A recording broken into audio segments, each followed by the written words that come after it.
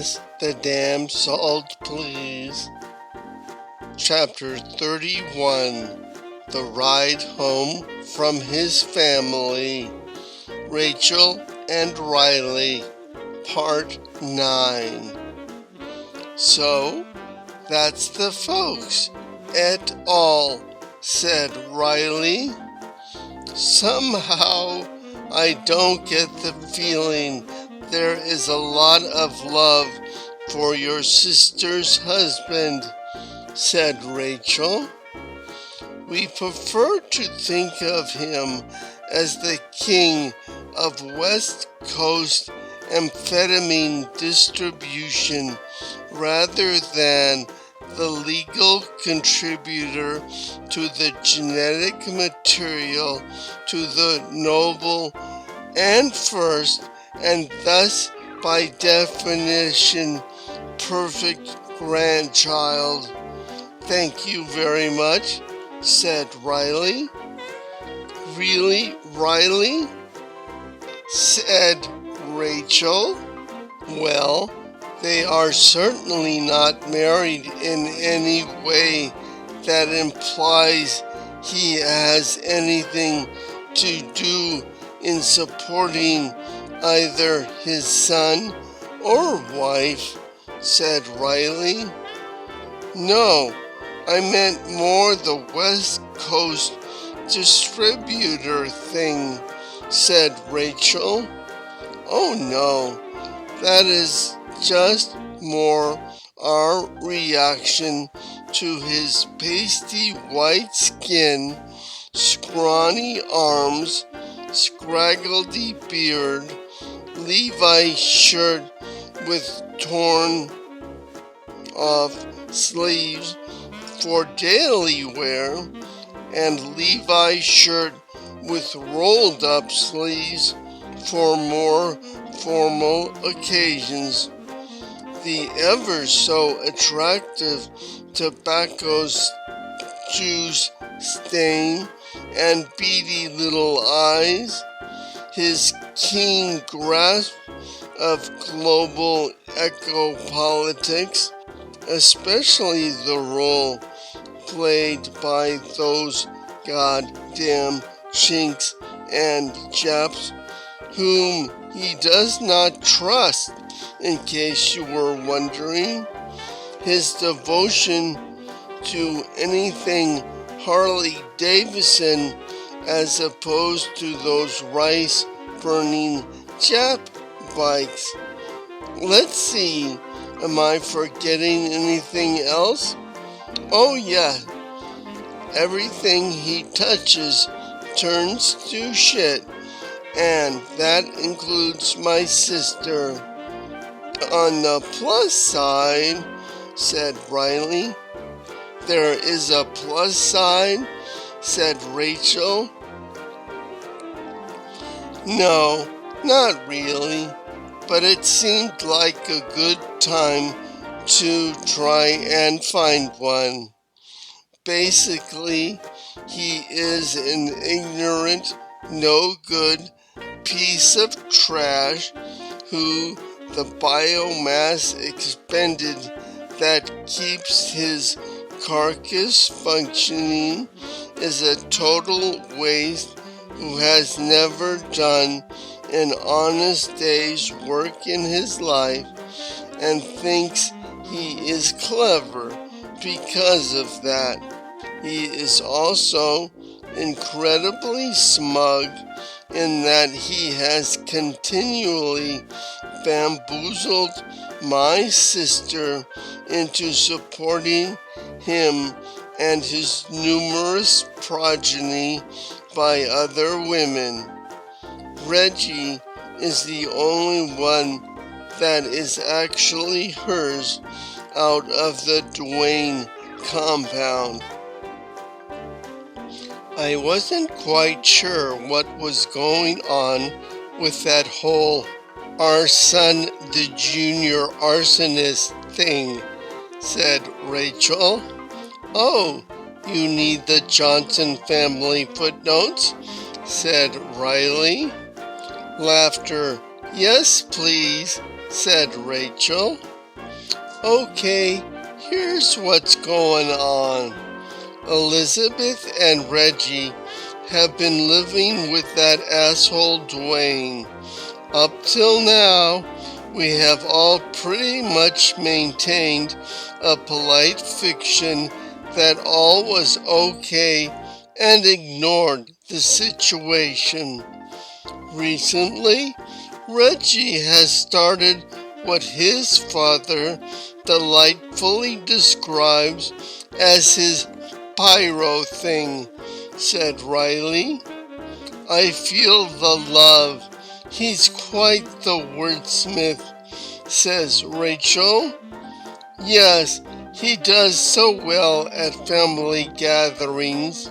He does best when he is not totally wasted or strung out, but that is neither here nor there. At any event, after a while, Reggie seemed to do okay, but lately he has been caught and arrested regarding the pyro thing.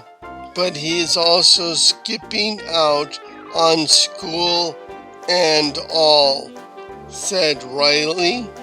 So he's really not number 3, said Rachel. Laughter. No magazines or websites. No rankings. Laughter.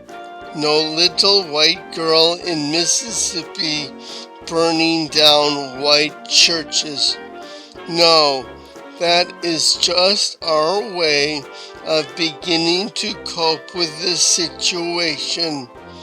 To objectify and make jokes about it, mostly through exaggeration, makes it little less scary. It also gives a way for mom and dad to offer help while keeping it light and airy. My brother is just an asshole and likes to pile on when he can, said Riley. So that's what's going on there, said Rachel. Yeah, pretty much, said Riley. Tell me, does everyone else in the family know what's going on? Said Rachel. Oh, heck yes. We are a very postmodern family. Ironic banter of forms in conversation is our stock in trade, said Riley. You have this all figured out, have you? Said Rachel. Oh yeah, I'm an expert, said Riley. And so in general, what is the best way to make it through these family get-togethers, said Rachel. Go for light and airy when you have to, and keep your head down when you can. Pretty much is the best way to come away clean. Okay, then what about Pinky Petronius, the brother, said Rachel. Laughter. Oh, that. I should have told you about that. Mom and Dad go through periods where they can't remember our names. The rule is that if they can't obviously remember your name, the other 2 kids who are there come up with 2 names that becomes the name of the forgotten child.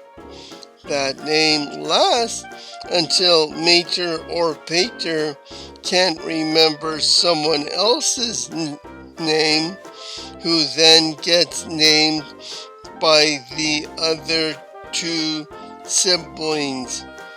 Pinky Patronus was okay, said Riley. How do you think they liked me, said Rachel. Well, on a night when they were all thinking about Dwayne, you shone by comparison. You were polite, have no visible tattoos, spoke in complete sentences, made no prison-related jokes or references, refrained from a discussion of Pacific Rim cultures taking over America, had no obvious psychotic breakdowns, displayed a considerable amount of wit and charm. I am sure there are high fives going around at this very moment, said Riley. Are you saying that I am a little Miss Goody Two-Shoes? Said Rachel. Laughter. I am not saying that at all. Well, wait, what shoes did you wear? No, for one thing, I haven't exactly been bringing a lot of women around, and to have one show up and be so presentable is a great thing in their mind. And Elizabeth seemed to like you a lot, said Riley. She did, said Rachel. Oh yeah, I could tell, and that too is a very good sign, said Riley. End of chapter 31. The ride home from his family. Rachel and Riley, part 9 of Pass the Damn Salt, Please, written by Dan McLaughlin and read by Dan McLaughlin.